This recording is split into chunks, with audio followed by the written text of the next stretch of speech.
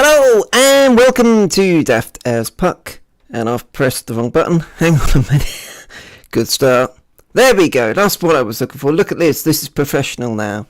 When I press the right button, here we are. I've been working so hard on the green screen and everything else, and I go and press the wrong button. There we go.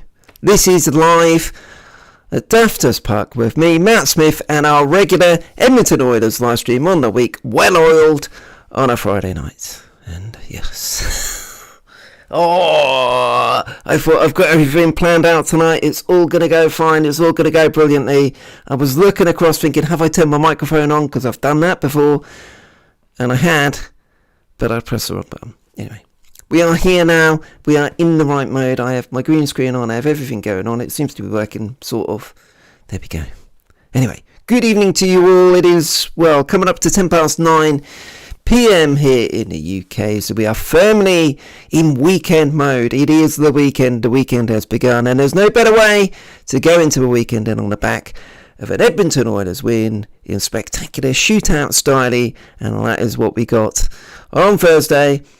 And plenty, as you can see there, all there, one way or the other, plenty to catch up on for this week's news. Of course, we have 3 live streams a week: Sunday hockey breakfast at 9 a.m. on the Sunday, Wednesday wrap up at 8 p.m. UK time on a Wednesday, and you can join in if you're watching live. You can watch either on Twitter or on YouTube, and if you're on YouTube, you can go on the YouTube chat and send through some messages. There we go. And I shall do my best to pick them out. If you're watching live, if you're watching on repeat, good to have you along. We will be going for about 20-25 minutes or so. If you watched our Wednesday wrap-up a couple of days ago, you'll know I was on a bit of a downer, to be honest, because the Oil hadn't played very well against the Jets on Tuesday. But boy, did we put things right last night. However, where there's good, there sometimes follows bad, and we've had some concerning injury news that's broken over the last couple of hours for the Oilers, so we will be experiencing a range of emotions today over the next 25 minutes, and I hope you will enjoy joining me along as we get started on the Oilers train. Now, we're going to start by looking back at the action for the last couple of days, and I've put together a little introduction which I am sure you will enjoy. At the end of our season, Winnie and the Jets caused the sun to go down on the Oilers season, leaving us with a cold heart and singing sad songs. Let's say so much. Would we still be standing after 2 more games against the Jets, or would they be breaking our hearts yet again? Can you feel the love tonight? Oh yes you can. That's just the circle of life and the circle of hockey. There we go. A little bit of Elton John for you. An Elton John fest as we face Winnie and the Jets. I guess I'm the only person who refers to the Winnipeg Jets as Winnie and the Jets. But there we go. That is my name for them. And yes, we will have a look if I can press the right button, which is never guaranteed. Boom. Down in the Jets. Home and away in back-to-back games. Actually, away and home, but it always sounds weird. Say that way. We had the glorious fun of a 5-4 win over the St. Louis Blues, didn't we, on Sunday? And that was an incredible game. Almost a typical Oilers game so far this season. You score 4, we'll score 5. And yes, not quite what Coach Dave Tippett is looking for. But it was a lot of fun, especially with Yamamoto yamming one home right at the end to win the game. Fantastic.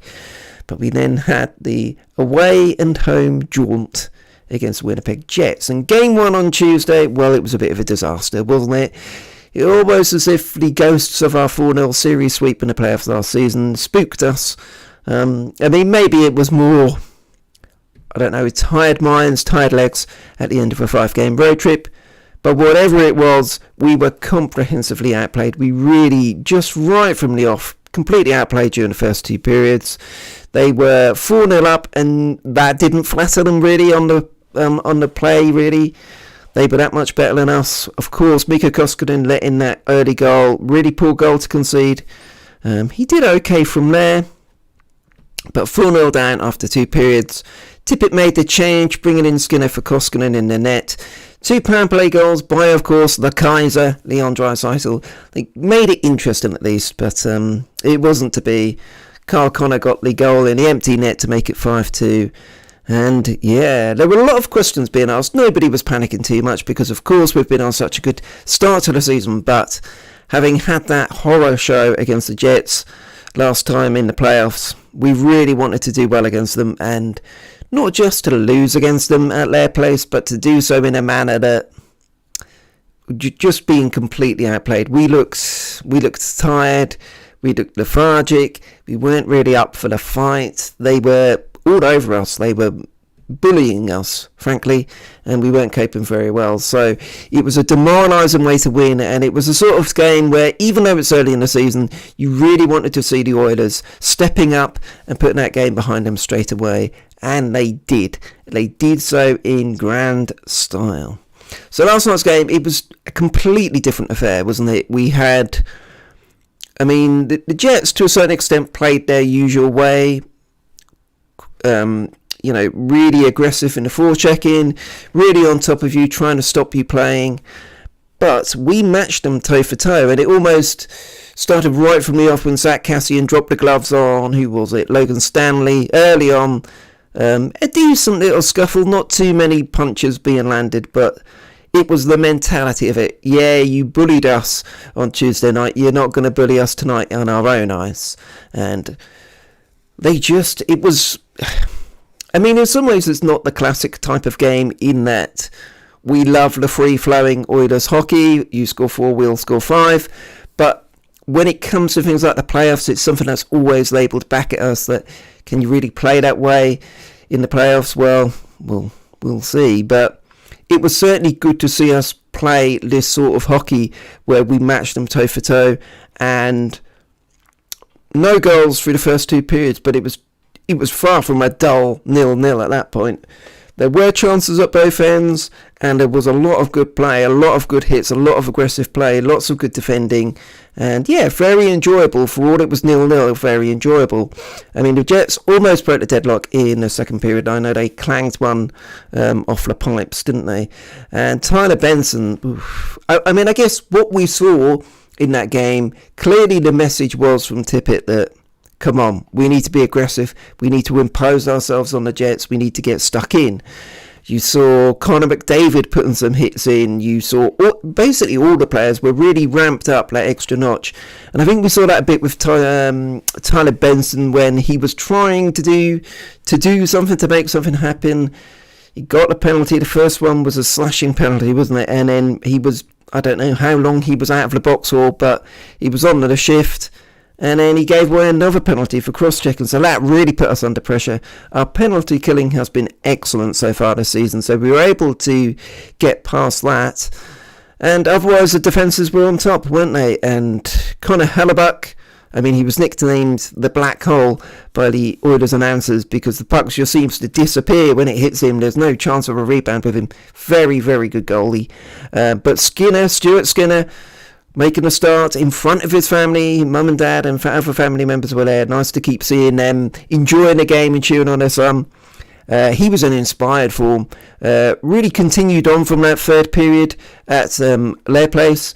And yeah, did a great job. In the third period at Rogers Place last night, it was almost like a playoff atmosphere, wasn't it? There was the excitement, but also the tension. There were quiet moments where everyone was kind of, which way is it going to go? There seemed to be a lot riding on it, even though it's still very early in the season. And that can only be a good thing for both teams to experience that sort of atmosphere again and to play. Again, I think it comes back to the whole playoff hangover, and it felt almost like an extension of that playoff series.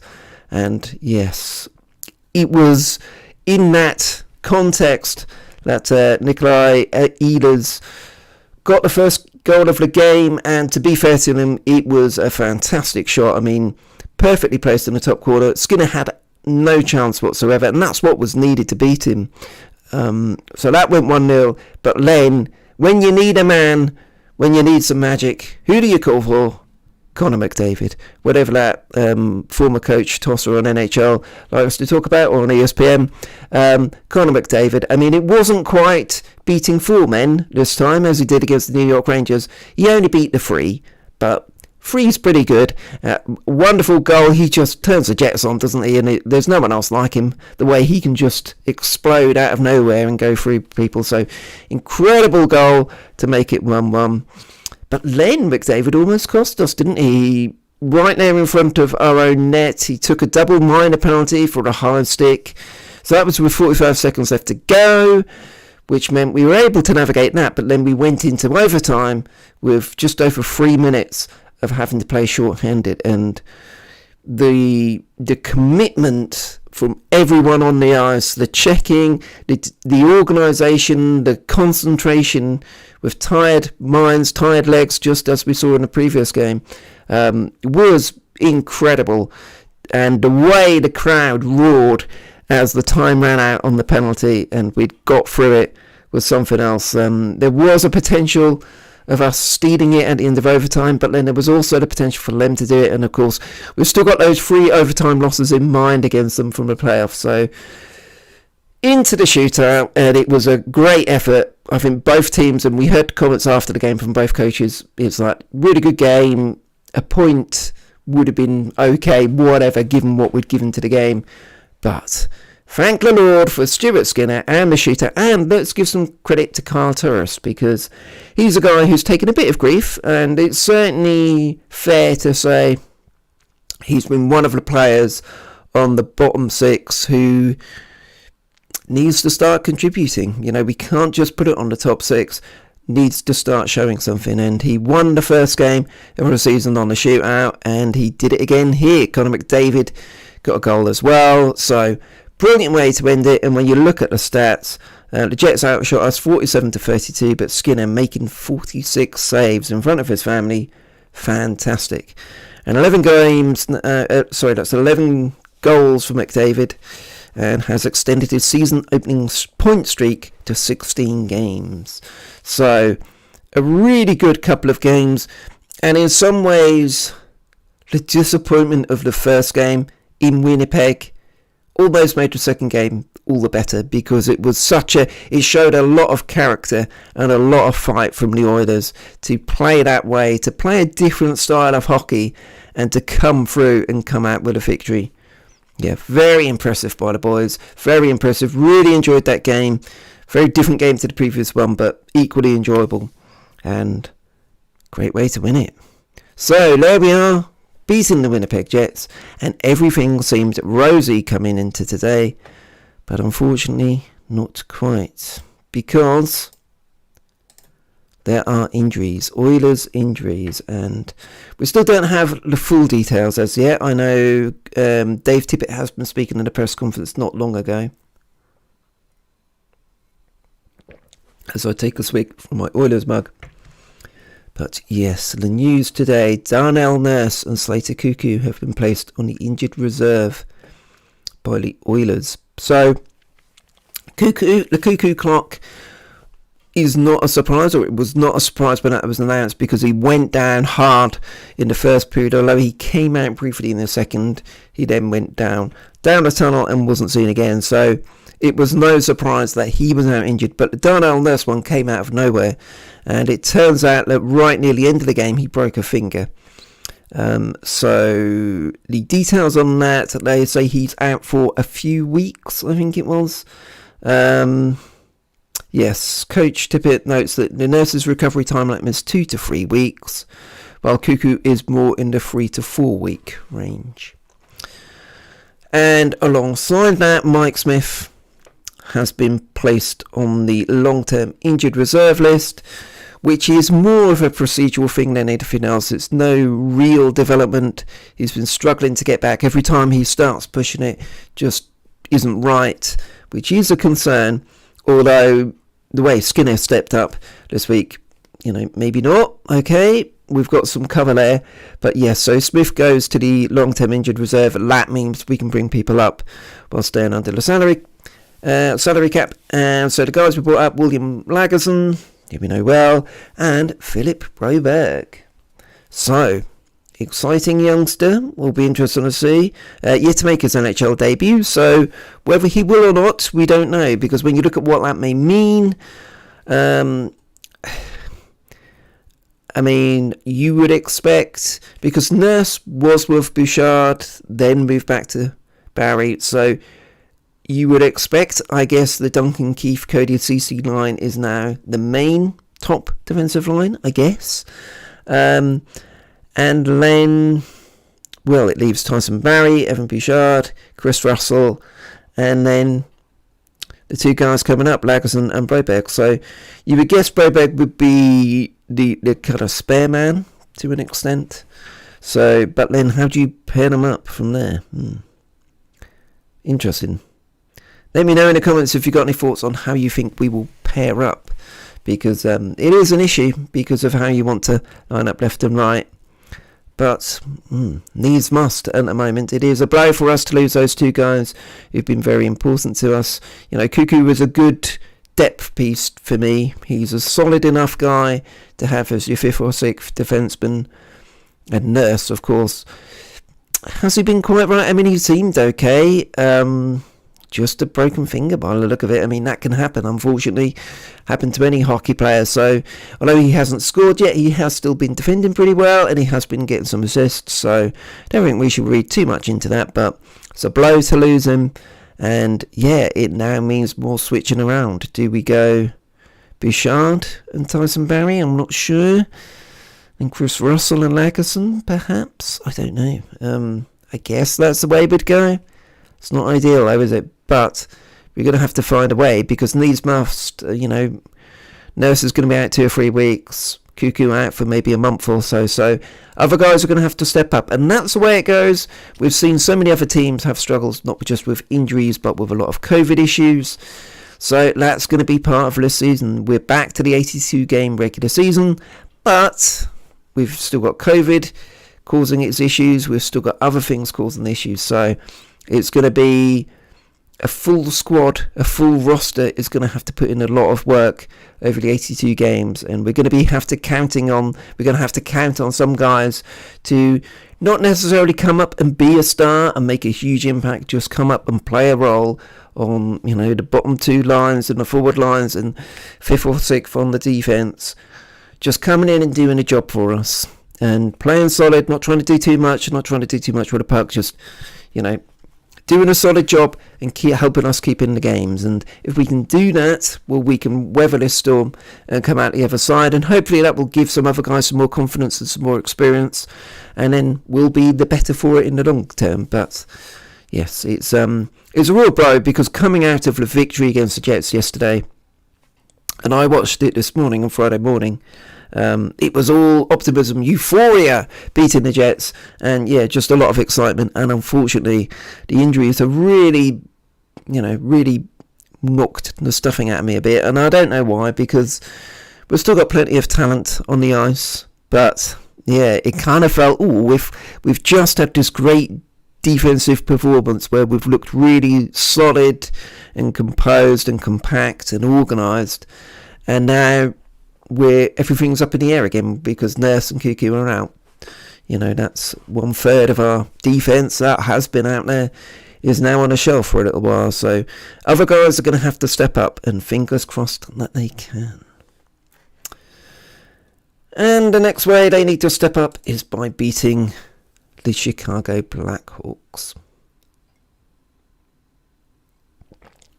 Chicago visit Rogers Place on Saturday, and that is an 8 p.m. Mountain Time in Edmonton, so 3 a.m. for us in the UK. It's on a Sunday. I might get up and watch it, actually. We'll see. We've got the Sunday hockey breakfast at 9 a.m. in the UK morning, so I won't have time probably to watch it before then, so I'll probably get up and watch it. That's fine.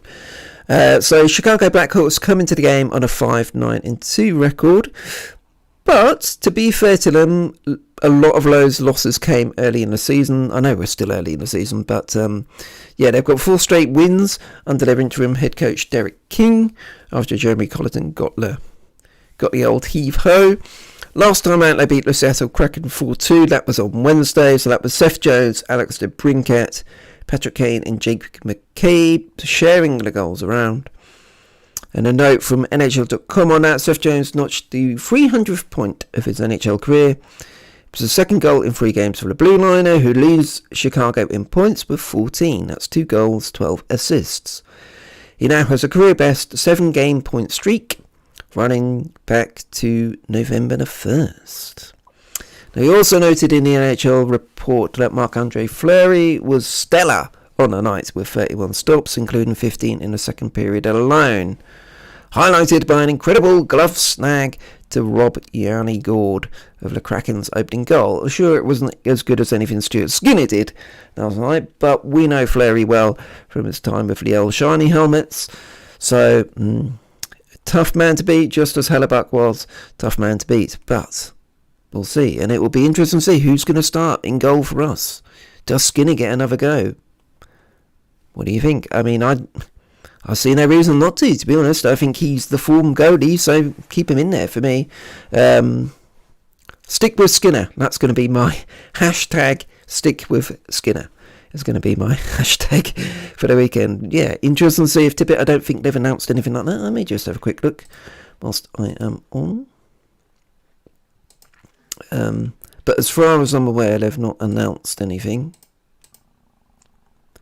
Let me have a look. No,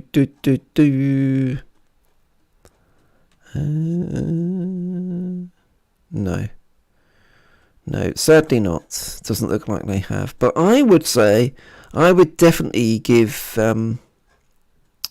Skinner another go, frankly. Because he's done so well, then why take him out? Why take him out at all? Keep him in there. Confidence must be high. Keep him in. Stick with Skinner. That's my message for the evening. So yes, next game up is Chicago Blackhawks on Saturday. Early hours of Sunday for me and us here in the UK. And we need you all to keep on going because we're going pretty well, let's be honest. Let's see if I can bring up the... I should have... do I ever do a live stream where at some point I don't say... I should have sorted this out beforehand. Let me have a look. Let me click the right button. Here we go. Ooh, yeah. Here we go. Right. Transition. There we go. So here is the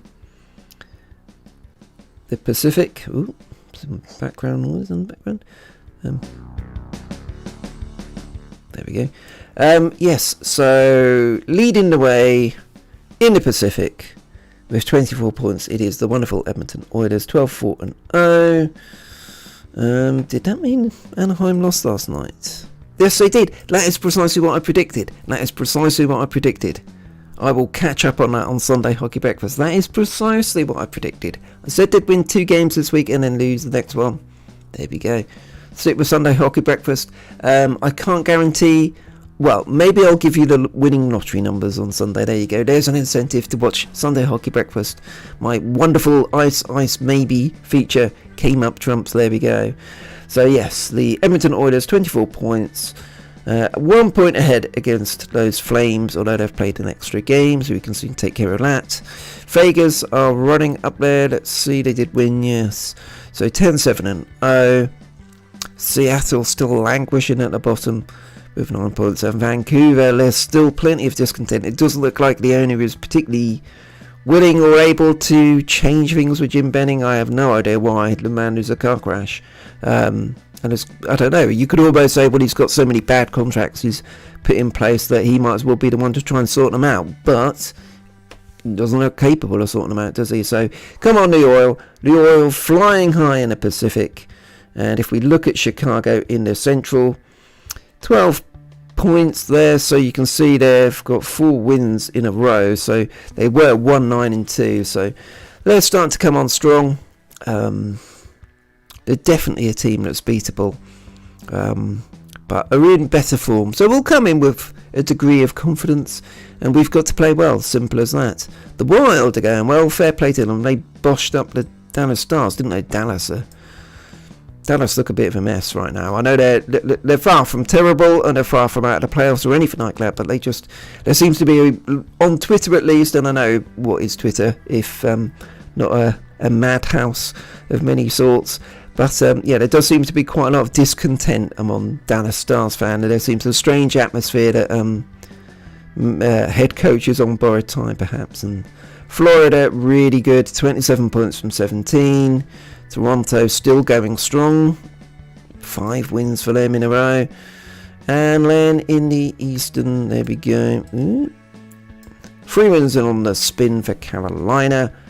Islanders are at the bottom, but they open up their UBS Arena against the Calgary Flames on Saturday night, don't they? So maybe if ever there was a time they needed a win, it's in that one. And they've lost their last 4 in a row, and they've looked pretty hopeless in doing so as well. They've been beaten up a few times.